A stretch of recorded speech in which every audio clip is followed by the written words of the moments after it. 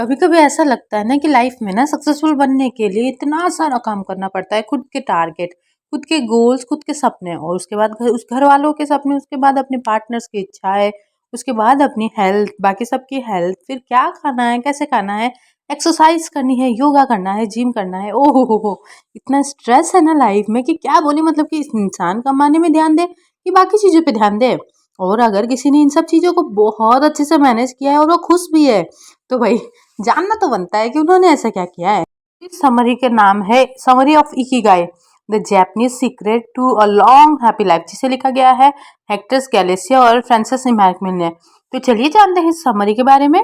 आज के शोर शराबे और भागती हुई दुनिया में हमको हमारी शांति, मेंटल शांति के बारे में सोचना बहुत ही जरूरी है। कई बार ऐसा होता है कि हम दुखी होते हैं, निराश होते हैं और ऐसे वक्त का सामना कर रहे होते हैं जब हमें उम्मीद की कोई रोशनी नजर नहीं आती।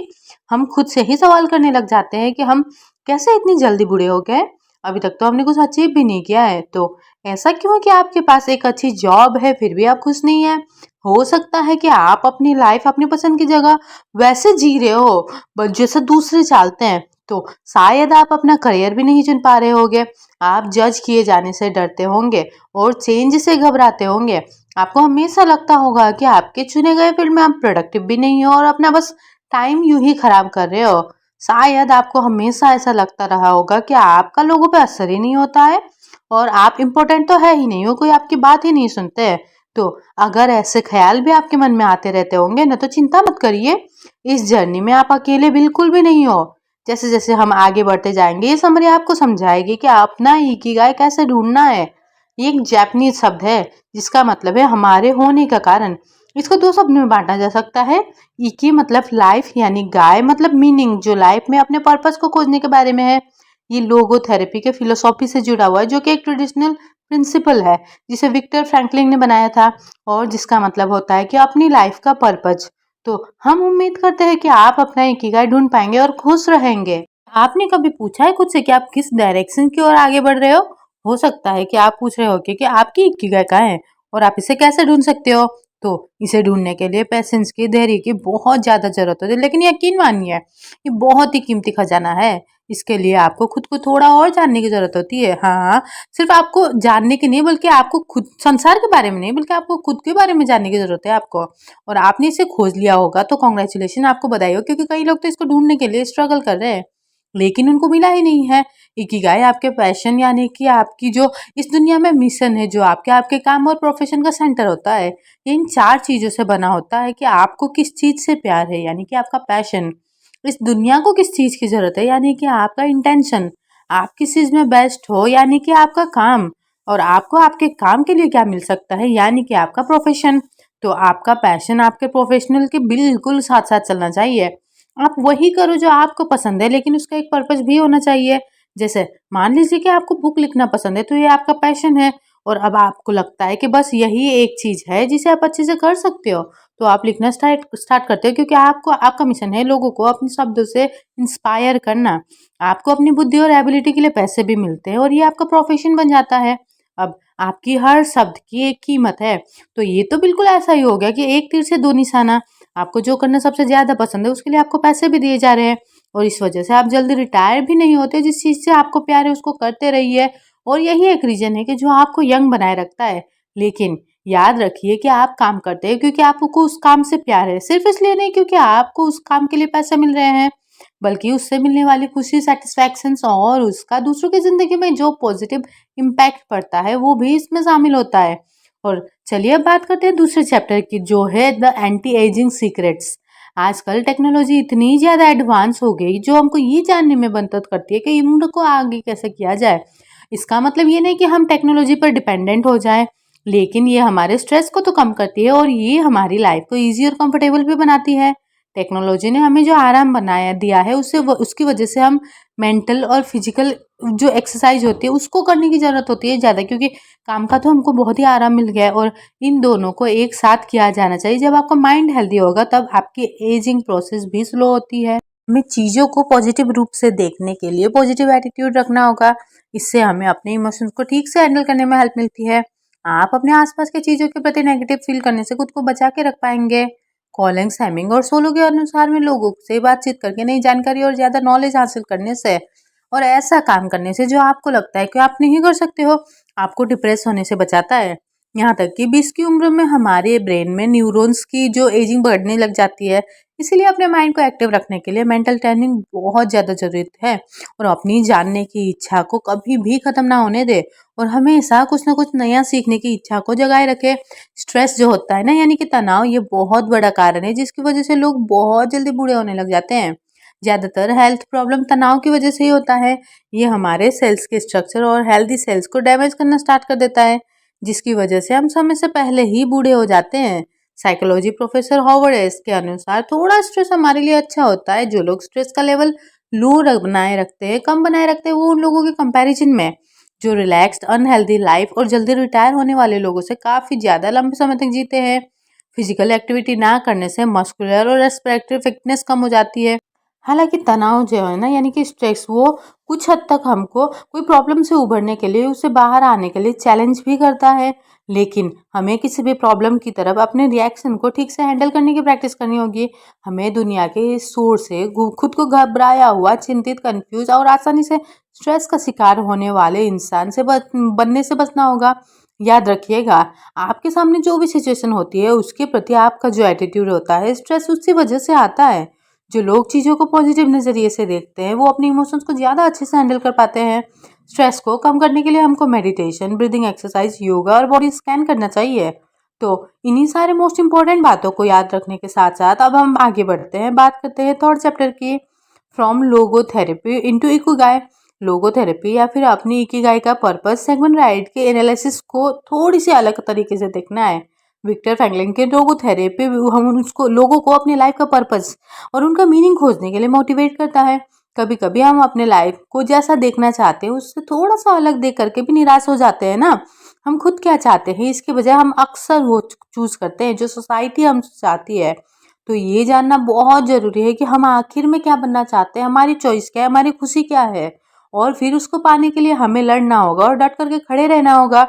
हमें अपने पर्पस को ढूंढने के लिए जीना चाहिए ताकि हम कंप्लीटली सेटिस्फाई हो सके। खुश रहना हमारी चॉइस होती है, जिसे हिटलर के द्वारा किए गए हमले के दौरान विक्टर ने अपने फैमिली के कुछ मेंबर्स को खो दिया था।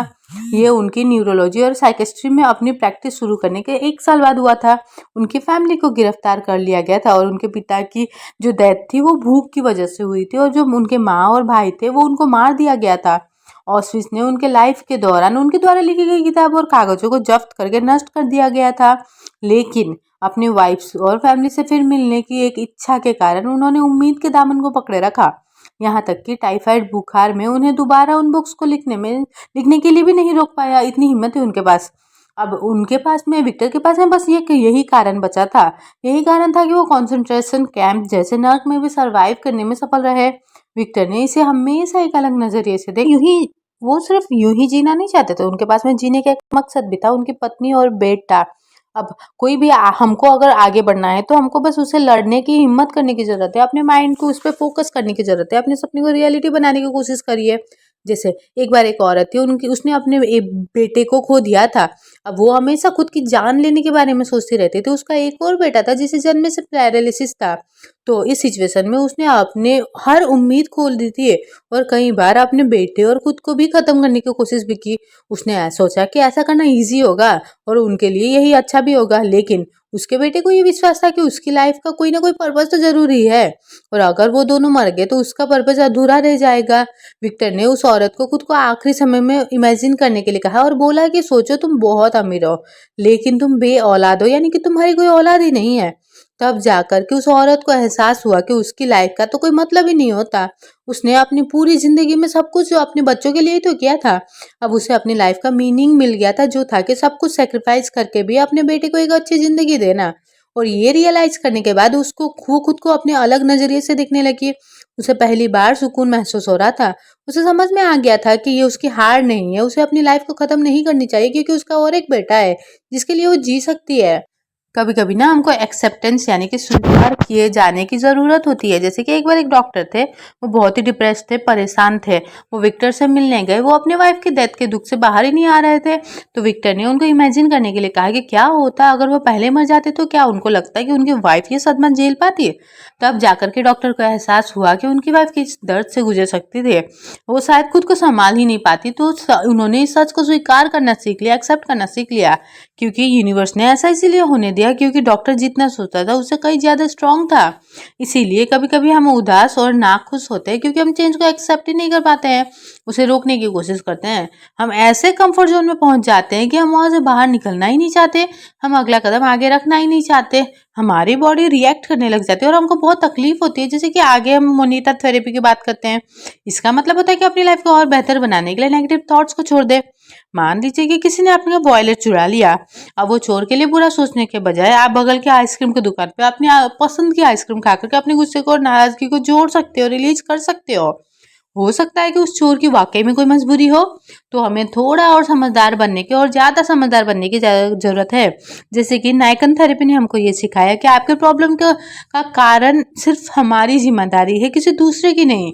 इसका मतलब है कि अगर आपको ये कोई अच्छी जॉब नहीं मिली तो आप अपनी स्कूल को ब्लेम नहीं कर सकते हो सकता है कि आप में डिटर्मिनेशन की कमी हो, या फिर आप खुद इसके लिए रेडी नहीं हो। तो जिम्मेदारी लीजिए अपनी कामों की, अपनी और अपने चॉइस की और उसके रिजल्ट की। इसी के साथ आगे चौथा चैप्टर है flow in everything you do, यानी कि ये बहुत जरूरी है कि हम लाइफ में फ्लेक्सिबल हो, बिल्कुल गीली और कच्ची मिट्टी की तरह जो किसी भी आकार में ढल जाती है, या फिर पानी की तरह जिसका कोई शेप ही नहीं होता है। हमें अपने कंफर्ट जोन से बाहर निकलने से डरना नहीं चाहिए। बेस्ट बनने के लिए और अपना फ्लो खोजने के लिए हमको नई चीज़ों को ट्राई करते रहना चाहिए और हमको इसके लिए रेडी रहना चाहिए। यहाँ पे फ्लो का मतलब होता है पैशन, शॉर्ट में इसका मतलब होता है अपने काम को अपना ही एक हिस्सा मानना। कोई ऐसी एक्टिविटी ढूंढना जो थोड़ी चैलेंजिंग हो, एक ऐसी एक्टिविटी जो आपको उस पर फोकस करने के लिए मजबूर कर दे। इस तरह जैसे कि कुछ और मायने रखता ही ना हो। तो अपना फ्लो अचीव करने के लिए आपको पता होना चाहिए कि आप क्या करना चाहते हो और उसे कैसे करना है। आप उसे कितने अच्छे तरीके से कर सकते हो और वो आपको किस और ले जा रहा है। कोई ऐसी एक्टिविटी ना चुने जिसे करना ही बहुत मुश्किल हो, नहीं तो वो आपको बर्बाद भी कर देगी। और वो इतनी आसान भी नहीं होनी चाहिए कि नहीं तो आप बोर भी हो जाओगे। आपके पास एक क्लियर गोल होना चाहिए। अपनी एक्टिविटी पर इस कदर ध्यान लगाइए कि आप ज़्यादा से ज़्यादा प्रोडक्टिव हो सके और उसमें गलतियां करने की गुंजाइश ही कम हो जाए। ये ना हमारे लाइफ को और भी ऑर्गेनाइज बनाता है, हमारे थॉट्स को ऑर्गेनाइज बनाता है। क्योंकि लाइफ में हमको मल्टीटास्किंग नहीं करना होता, क्योंकि ये हमको ज़्यादा प्रोडक्टिव नहीं बनाता है। सिर्फ एक चीज पे पूरा ध्यान लगाना आपका समय बचाता है और आप सिर्फ उसी काम पे फोकस करना सीख जाते हो। जैसे कि तकुनिस एक जापानी शब्द है जिसका मतलब होता है कार्ड मेकर। वो लोग किसी एक ही फील्ड में बहुत ज्यादा कुशल होते हैं, उनकी कारीगरी इतनी कमाल की होती है कि उसकी बराबरी करना ही मुश्किल हो जाता है। और इसका सिर्फ एक ही कारण होता है कि वो हमेशा अपनी एक ही इकिगाई के साथ में फ्लो करने का इंपॉर्टेंस को समझते हैं। वो अपने औजारों के साथ में ऐसे काम करते हैं जैसे वो उनका दोस्त हो। टोयोटा एक ऐसा ब्रांड है जो कि बड़े रूप में कारीगरों को काम में रखता है और उसे अपनी कंपनी के सबसे इम्पोर्टेंट लोगों की तरह ट्रीट किया जाता है। जापानीज रिटायर होने के बाद भी अपने पैशन को फॉलो करते रहते हैं। वो घर की चार दीवारी में बंद होके नहीं रहना चाहते हैं। वो खुद को हमेशा बिजी रखने में विश्वास करते हैं और वो तो बिल्कुल भी आलसी नहीं होते हैं। इकिगाई कैसे काम करता है शायद हम तब तक नहीं समझ सकते जब तक कि हमको अपना इकिगाई ना मिल जाए। लेकिन अपने पर्पज को खोलना और जिस चीज से हमको प्यार है उसे मरते दम तक करते रहना बहुत ही दिलचस्प कॉन्सेप्ट है। सोचिएगा इस बारे में और कोशिश करिएगा अपनी इकिगाई को ढूंढना। ऑथर कहते हैं कि अगर आप माइंड और अपने बॉडी को बिजी रहेंगे तो आप एक बहुत लंबा जीवन जिएंगे। उनकी डेथ 114 साल में हुई। उनको मरने से डर नहीं लगता था क्योंकि उनके अनुसार मरना तो इंसान होने का एक अहम हिस्सा होता है। आपको आपका इकिगाई मिल जाता है, फ्लो मिल जाता है, तब आपको कोई नहीं रोक सकता है। अगर आप कुछ ऐसा कर रहे हो जिसमें आप अच्छे हो फिर भी उसे और इम्प्रूव करने का तरीका निकालिए। अपनी कमी को पूरा करने के लिए नई नई चीजों को डिस्कवर और डेवलप करते रहिए। एक्टिव बने रहिए और अपने माइंड को ऐसे ट्रेन करिए कि वो पॉजिटिव थॉट से भरा हुआ हो ताकि वो अच्छा सोच सके। अपनी बॉडी को ऐसा बनाइए ताकि वो हेल्दी हो और अच्छा फील कर सके। इस तरह की स्टडीज ने ये भी साबित किया है कि 30 मिनट तक बैठे रहने से हमारी बॉडी का मेटाबॉलिज्म 90% यानी कि 90% तक स्लो हो जाता है। मेटाबॉलिज्म हमारे बॉडी का वो प्रोसेस होता है जो पहले खाने को ब्रेक करता है और फिर उसे एनर्जी में कन्वर्ट करता है। जिसका ये मतलब होता है कि अगर आपको हर रोज घंटों तक बैठ करके टीवी देखने की आदत है तो आपकी नसों में न जाने कितना कोलेस्ट्रॉल जमा होता ही जा रहा है। अगर आप सिर्फ 5 मिनट के लिए भी हल्की फुल्की एक्सरसाइज करने लगेंगे तो आपका मेटाबॉलिज्म वापस से नॉर्मल हो जाएगा। आप इसे ऑफिस में कर सकते हैं। एग्जाम्पल के लिए आप कोई एक्सरसाइज जिसमें 5 से 10 मिनट लगते हैं उस वो कर सकते हैं। रेनबो टास्क एक आइडिया होता है जो अपने आर्म्स को सर की तरफ बढ़ाना है। इसके लिए आपको कोई एक्सरसाइज इक्विपमेंट की जरूरत नहीं पड़ती है। आप इसे बहुत ही आसानी से घर या ऑफिस में कर सकते हो। 5 मिनट की इस एक्सरसाइज में आपको सीधे खड़े होकर के अपने हाथों को स्ट्रेच करके अपने सिर के ऊपर तक ले जाना है। फिर उन्हें नीचे ला करके रिपीट करना है। रिपीट करते समय हाथों को नीचे लाते वक्त आपको उनको अपने चेस्ट पे फोल्ड भी कर सकते हो, या फिर उन्हें फिर से उठाने से पहले क्रॉस के पोजीशन में ला सकते हो। एक सक्सेस का मंत्र है कभी कभी 7 बार गिरो 8 बार उठो। क्या होता है ना, कभी कभी हमारी लाइफ में सब कुछ खत्म हो गया है, बेकार, और अब तो ऐसे जीना बहुत मुश्किल हो गया है जैसे लगता है ना। तो इसका मतलब 7 बार गिरो 8 बार उठो का मतलब ये है कि आपके सारे एफर्ट्स कहाँ जा रहे हैं। निराश होने के बजाय अपने गोल पे फोकस करिए, चाहे जो कुछ भी करना पड़े, लेकिन अपने पैशन को अचीव करने के लिए लगे रहिए।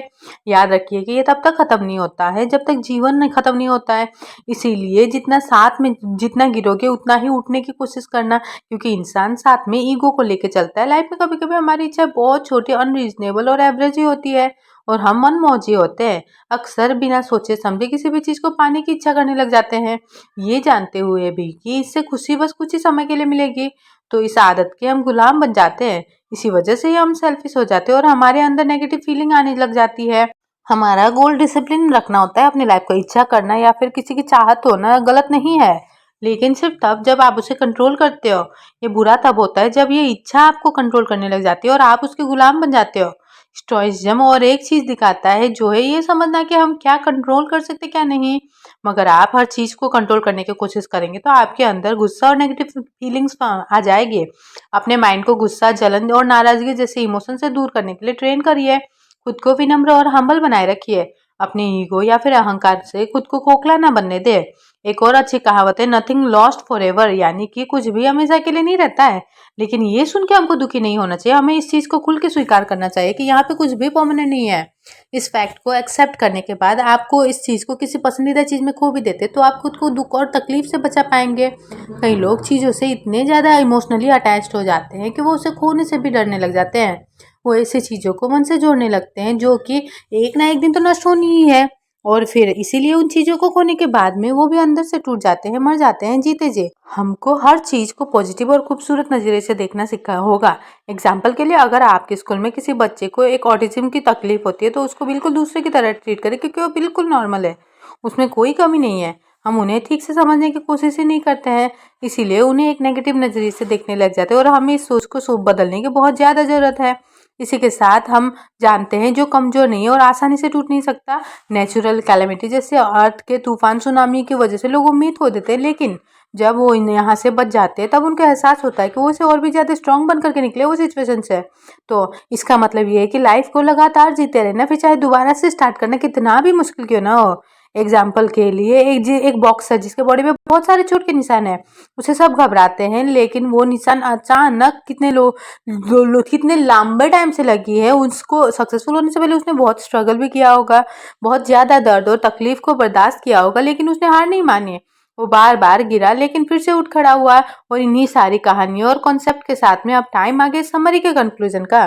तो हमने समरी के द्वारा लाइफ में होने के मीनिंग के बारे में समझा। ये समरी हमको जीवन जीने की कला सिखाती है। आप अपनी लाइफ जिस तरीके से जी रहे हैं वो आपने खुद चुनी है, खुद ने चूज की है, और ये सिर्फ आपकी ही जिम्मेदारी होती है। हमारी लाइफ कोई प्रॉब्लम नहीं होती है जिसको सॉल्व करना है। लाइफ को खुलकर जीने के लिए हम सबको अपनी लाइफ की इकिगाई को खोजने में लगे पड़ना होगा। जिस पल आप हार मान करके अपने पैशन को छोड़ देते हो वो बिल्कुल वैसा होता है जैसा आप अपने बॉडी के किसी पार्ट को ही खुद से अलग कर देते हो। कोई फर्क नहीं पड़ता कि आप अपनी इकिगाई को खोजने में कितना टाइम लगाते हो, बस आप उस जर्नी को एंजॉय करिए। जब आप इस खोज के रास्ते में होंगे तो ये बहुत जरूरी है कि आप अच्छा खाना खाएं, अच्छे लोगों को अपने आसपास में रखें। सिर्फ पॉजिटिव लोग ही आपको ग्रो करने में और आपको डिस्ट्रैक्ट होने में, अपने गोल से इस चीज से बचाते हो, आपकी हेल्प करते हैं। हमेशा अपने चेहरे पे मुस्कान बनाए रखिए और पॉजिटिव रहिए। बीच बीच में खुद को ब्रेक भी दीजिए और याद रखिए कि आपका गोल अपना इकिगाई ढूंढना है। अगर आप पहली कोशिश में फेल हो जाते हो तो कोई बात नहीं, खुद को इसकी सजा ना दे, थोड़ा रिलैक्स करना सीखिए, खुद से ज्यादा प्यार करिए और खुद को अच्छे से ट्रीट करिए। खुद से कहिए कि मैं हार मानने वालों में से बिल्कुल नहीं हूँ। हम सबकी इकिगाई अलग अलग होती है, लेकिन एक बात जो कॉमन है वो ये है कि हम सब के अंदर गहराई में छुपी होती है। और इसे पेशेंस के साथ में खोजने की ज़रूरत है। हर इंसान में पैशन और यूनिक टैलेंट होता है जो उसकी लाइफ को मीनिंग देता है। अपना इकिगाई डिस्कवर करना हमारा मिशन होना चाहिए। आपकी जर्नी में आपको जो मिला, जो लोग मिले, उन सब के लिए प्रेसफुल होना सीखिए। ये सोच रखिए कि ये सब किसी ब्लेसिंग्स के कम नहीं है। हमें उम्मीद होगी कि आपको अपने इकिगाई का पैशन को, हर मोमेंट को एक खजाना समझकर उसको संजो करके रखेंगे और उसके साथ हर पल एंजॉय करेंगे। कुछ भी हो जाए, हार मत मानिए। तो इन्हीं सारे बातों के साथ में ये समरी तो यहीं पे खत्म होती है। इस समरी के बारे में क्या राय है आपकी, कैसी लगी ये समरी, कौन सी बात आपको बहुत अच्छी लगी और आपने डिसाइड होगा कि क्या होगा कि आज से ना अब ये तो पक्के से फॉलो करना है। तो चलिए सारी बातें शेयर कीजिए और इसी के साथ में चलिए खत्म करती है इस समरी को। Thank you so much for listening this audio. Thank you so much.